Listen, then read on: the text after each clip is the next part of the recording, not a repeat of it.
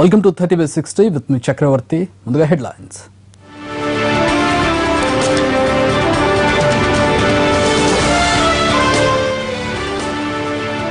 ఏం చేద్దాం, ఎలా ముందుకెళ్దాం, అనుచరులతో పన్నీర్ మంతనాలు, గవర్నర్ను కలిసే యోచన.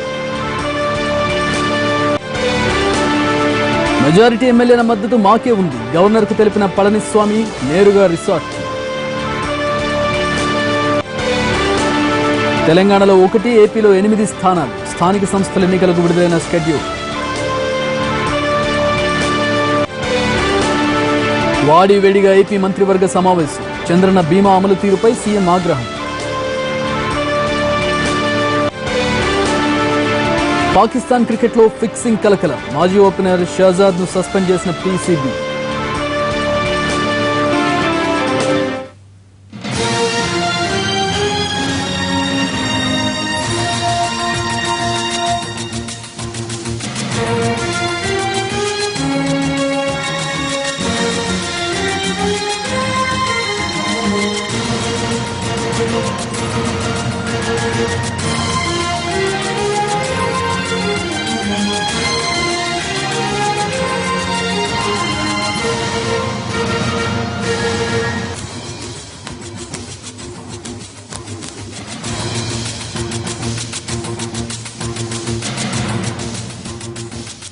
పళనిస్వామి గవర్నర్ను కలిసి ప్రభుత్వ ఏర్పాటుకు ఆహ్వానించాలని కోరడంతో పన్నీర్ సెల్వం శిబిరం కూడా అలర్ట్ అయింది. పళనిస్వామికి మద్దతుగా ఎమ్మెల్యేలతో బలవంతంగా సంతకాలు చేయించారని, పళనిస్వామి వైపు ఎవరూ లేరని పన్నీర్ సెల్వం వర్గం ఆరోపిస్తోంది. ముందుగా తమకే బల నిరూపణకు అవకాశం ఇవ్వాలని కోరుతోంది. పన్నీర్ సెల్వం తరఫున ఎంపీ మైత్రేయన్ మరికాసేపట్లో గవర్నర్ను కలవబోతున్నారు. రాజకీయ పరిణామాలను వివరించనున్నారు. మొత్తానికి 2 వర్గాలు వ్యూహ ప్రతివ్యూహాలతో ముందుకెళ్తూ ఉన్నాయి. అరెస్టుకు సంబంధించి వచ్చినప్పటికీ కూడా శశికళ వర్గం ఇంకా ముందుకు వెళుతూ ఉంది, ఇంకా స్టెప్స్ వేస్తున్నటువంటి పరిస్థితి. శశికళ శిబిరం కూడా పరిణామాలను ఎప్పటికప్పుడు సమీక్షిస్తోంది. పన్నీర్ సెల్వం వర్గం గవర్నర్ను కలిసే యోచనలో ఉందన్న విషయం తెలియడంతో శశికళ ఏం జరగబోతుందో తెలుసుకునే ప్రయత్నం చేస్తున్నారు. గవర్నర్ను కలిసిన తర్వాత గోల్డెన్ బే రిసార్ట్స్ కు చేరుకున్న పళనిస్వామి శశికళతో సమావేశమయ్యారు. గవర్నర్తో భేటీలో చర్చించిన అంశాలను చిన్నమ్మకు వివరిస్తున్నారు.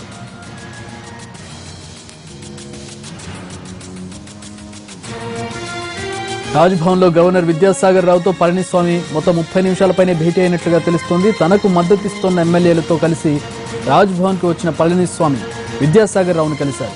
అన్నాడీఎంకే శాసనసభాపక్ష నేతగా తనను ఎన్నుకున్న విషయాన్ని గవర్నర్ కు అధికారికంగా తెలియజేశారు. ఎమ్మెల్యేల మద్దతు లేఖను కూడా గవర్నర్ కు సమర్పించారు.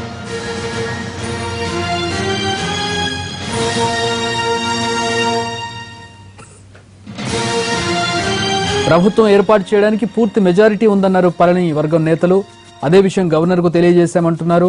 పళనిస్వామికి మద్దతుగా నిలిచిన ఎమ్మెల్యేల సంతకాలతో కూడిన లేఖను ఇచ్చామన్నారు. దీనిపై గవర్నర్ కూడా సానుకూలంగా స్పందిస్తారని వారు ఆశాభావం వ్యక్తం చేశారు.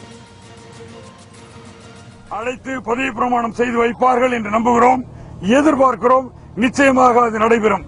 இது எங்களுக்கு கிடைத்த தகவல் சார், எங்களுக்கு கிடைத்த தகவல். ஏனென்றால் இங்கு இருக்கின்ற காவல்துறையை சேர்ந்த சகோதரர்கள் எங்களிடம் அன்பாக நடந்து கொள்கிறார்கள். இதுவரை சந்தேகமே இல்லை. அவர்களுக்கு யாராவது அச்சுறுத்துவதற்கு வாய்ப்பு தெரிகிறது எங்களுக்கு. எனவே முன்னெச்சரிக்கையாக இதனை நாங்கள் பதிவு செய்ய விரும்புகிறோம் சார். இல்ல, சில முறையான ரெகுலேஷன்ஸ் வேணும் சார். எல்லாத்தையுமே அன்ரெஸ்ட்ரிக்டடா விட முடியாது. இப்ப 144 போட்டிருக்காங்க, கரெக்ட். நான் ஒன்னும் அதை பத்தி பேச்சுக்க இடம் இல்ல. நாங்க சொல்றது சட்டப்படி எந்த தவறும் செய்யாமல், எந்த விதிமீறலும் செய்யாமல், எந்த தவறும் செய்யாமல் எங்கள் விருப்பத்தில் நாங்கள் தங்கியிருக்கும் இந்த ரிசார்ட்டை விட்டு எங்களை வெளியேற செய்வது என்பது நியாயத்திற்கு, சட்டத்திற்கு, மனசாட்சிக்கு விரோதமான செயல். ஆமா ஆமா கொடுத்திருப்பார் அவர். ஆமா சார், அதாவது அண்ணா திராவிட முன்னேற்ற கழகத்தைச் சேர்ந்த கிட்டத்தட்ட அனைத்து சட்டமன்ற உறுப்பினர்களும் இதில் கையெழுத்துள்ளார்கள். நம்பர் நீங்க அவர்கிட்ட கேட்டுக்கணும். ஏன்னா எனக்குன்னு ஒரு ஜூரிஸ்டிக்ஷன் இருக்கு சார், அதை நான் தாண்டக்கூடாது. அவர் he is going to be the chief minister of this Tamil Nadu. he alone competent to say. நான் சொல்லக்கூடாது. இல்ல, ஆமா சார், எங்களை அழைத்து கூட்டம் நடத்த வேண்டும். அதில் நாங்கள் வாக்களிக்க வேண்டும். இதில் வாக்களிப்பதற்கு பிரச்சனையே எழவில்லை. ஏனென்றால் கை புண்ணுக்கு கண்ணாடி தேவையில்லை. அனைத்து அண்ணா திராவிட முன்னேற்ற கழகத்தைச் சேர்ந்த அனைத்து சட்டமன்ற உறுப்பினர்களுமே உயர் திரு மாண்புமிகு எடப்பாடி பழனிசாமி அவர்களை மாண்புமிகு சின்னம்மாவினுடைய ஆசையினால் தேர்ந்தெடுக்கப்பட்டுள்ளார். எனவே அவர் இந்த தமிழ்நாட்டினுடைய முதல்வராக ஆட்சி அமைக்கப் போகிறார். இதில் இந்த அண்ணா திராவிட முன்னேற்ற கழக எம்எல்ஏக்கள் அனைவரும் பங்கு பெறவிருக்கிறார்கள். இன்னும் விரைவில் நடக்கக்கூடிய இந்த நல்ல நிகழ்விற்கு முன்பாக குந்தகம் விளைவிக்க வேண்டும் என்று யாரோ சதி செய்கிறார்கள். எங்களுக்கு கிடைத்த தகவல் சார், நீங்க நான் சொல்றதை கேளுங்க சார். நான் சொல்றது மட்டும் நீ கேட்கணும். நீங்க கேட்கறதுக்கெல்லாம் நான் பதில் சொல்ல முடியாது. எங்களுக்கு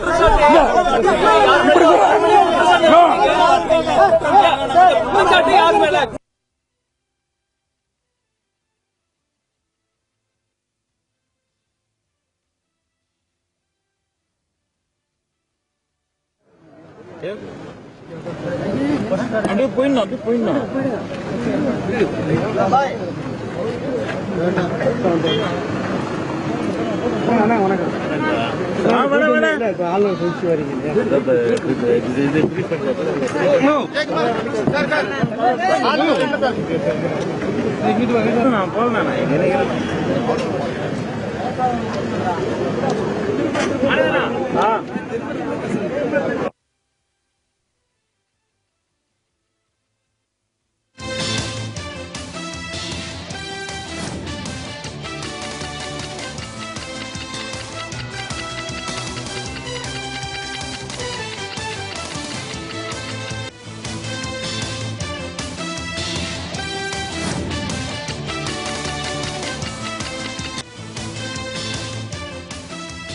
తమిళనాడు రాజకీయం కొత్త టర్న్ తీసుకుంటోంది. ఇన్నాళ్లు శశికళ వర్సెస్ పన్నీర్ సెల్వంగా ఉన్న ఈక్వేషన్స్ ఇప్పుడు పన్నీర్ వర్సెస్ పళనిస్వామిగా మారిపోయాయి.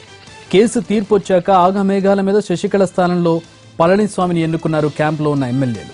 సాయంత్రం గవర్నర్ అపాయింట్మెంట్ ఇవ్వడంతో 10 మంది మంత్రులు సీనియర్ నేతలతో సెంగోటియాన్తో కలిసి రాజ్భవన్కు వెళ్లారు. తాము ప్రభుత్వం ఏర్పాటు చేసేందుకు సిద్ధంగా ఉన్నామని వివరణ ఇచ్చారు పళనిస్వామి.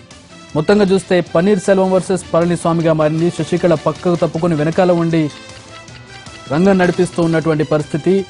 అయితే పార్టీలో మొదటి నుంచి పన్నీర్ పళని మధ్య విభేదాలున్నాయి. జయలలితకు పన్నీర్ సెల్వం ఎంత నమ్మినబంటో శశికళకు పళనిస్వామి అంతకంటే ఎక్కువ.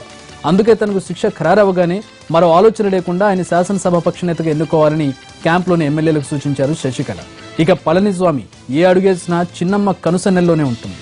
అందుకే ఇప్పుడు పన్నీర్ సెల్వం ఏం చేయబోతున్నారన్నది ఆసక్తిగా మారింది. ఎవరికి వారు ఎటు తగ్గకుండా అడుగులు వేస్తూ వెళ్తూ ఉన్నారు ముందుకి. గవర్నర్ అపాయింట్మెంట్ తీసుకున్నారు పళనిస్వామి. గవర్నర్తో అరగంటకు పైగా భేటీ అయ్యారు. ఏ అంశాలు భేటీకి వచ్చాయి, ఏం జరిగింది గవర్నర్ భేటీలో అనే విషయాలను తెలియజేయడానికి నేరుగా రిసార్ట్కు వెళ్లారు ఆయన. శశికళకు ఆ వివరాలు తెలియజేస్తారు. మరోపక్క శశికళ నేరుగా కోర్టులో లొంగిపోవడానికి వారం రోజులు గడువు అడిగింది. ఆరోగ్యం బాగోలేనందున గడువు కోరుతూ పిటిషన్ వేశారు. అలాగే శశికళకు ఎత్తుకు పై ఎత్తు వేస్తూ ఉన్నారు. సుప్రీంకోర్టు తీర్పు తనకు వ్యతిరేకంగా రావడంతో గంటల వ్యవధిలోనే తన అనుచరుడైనటువంటి పళనిస్వామిని ముందుకు తీసుకొచ్చారు. పన్నీర్ సెల్వం వర్గం బలపడకుండా ఉండేందుకు పళనిస్వామిని తెరపైకి తెచ్చారు. పన్నీర్ సెల్వం బద్ధ శత్రువు పళనిస్వామిని శాసనసభ పక్షనేతగా ఎంపిక చేశారు.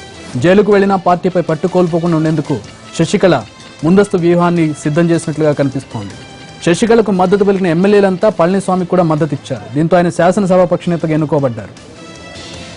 ఈ నేపథ్యంలో ఆయన గవర్నర్ని కలిశారు. ప్రభుత్వం ఏర్పాటు చేయడానికి ఫ్లోర్ టెస్ట్ కి అనుమతినివ్వాలంటూ ఆయన కోరడం జరిగింది. గవర్నర్ నుంచి సానుకూల స్పందన వస్తున్నట్లుగా ఆయన భావిస్తూ ఉన్నారు. ఈ విషయాలను శశికళకు తెలియజేయడానికి నేరుగా గోల్డెన్ బెర్రీ రిసార్ట్కు వెళ్లారు కొద్దిసేపటి క్రితం. మరోవైపు అక్రమాస్తుల కేసులో శశికళకు శిక్ష ఖరారు కావడంతో ఆమెను బెంగళూరు న్యాయస్థానానికి తరలించేందుకు ఏర్పాట్లు జరుగుతున్నాయి. ప్రస్తుతం కోవత్తూరులోని గోల్డెన్ బెర్రీ రిసార్ట్స్ లో ఉన్నారు శశికళ. ఆమెను ఏ క్షణమైనా బెంగళూరుకు తరలించే అవకాశం ఉంది. మరోవైపు ఆమె కోర్టులో హాజరు కాకుండా గడువుకు కోరినట్లుగా తెలుస్తోంది. ఆరోగ్యం బాగోనందున కొద్ది రోజులు గడువు కోరినట్లుగా తెలుస్తోంది. ఈ నేపథ్యంలో రాజకీయ పరిణామాలు ఏ విధంగా చోటు చేసుకుంటాయనేది వేచి చూడాల్సిన పరిస్థితి కనపడుతోంది. అయితే ఆవిడ నేరుగా ముందు ఉండకుండా పళనిస్వామిని ముందు పెట్టి వెనకాలంచి ఆవిడ స్టీరింగ్ తిప్పే పరిస్థితి కనపడుతూ ఉంది. జైలుకు వెళ్లినా కూడా పార్టీ మీద ప్రభుత్వం మీద పట్టు కోల్పోకుండా ఉండే విధంగా చర్యలు తీసుకున్నట్లుగా తెలుస్తోంది. తీర్పు ఏ విధంగా వస్తే ఏ విధంగా వ్యవహరించాలనే దాని మీద ముందస్తుగా వ్యూహం ఖరారు చేసుకున్నట్లుగా జరిగిన పరిణామాలను బట్టి చూస్తే మనకు అర్థమవుతోంది.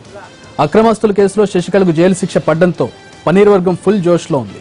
ఆయన నివాసం దగ్గర ఉదయం నుంచే బాణాసంచా కాలుస్తున్నారు. అటు జిల్లాలో కూడా పన్నీర్ వర్గం సంబరాలు చేసుకుంటోంది. కోయంబత్తూరులో పన్నీర్ వర్గం మద్దతుదారులు క్రాకర్స్ కాల్చి పండుగ చేసుకున్నారు. పన్నీర్ సీఎం కావడం ఖాయమని వారు ధీమా వ్యక్తం చేశారు.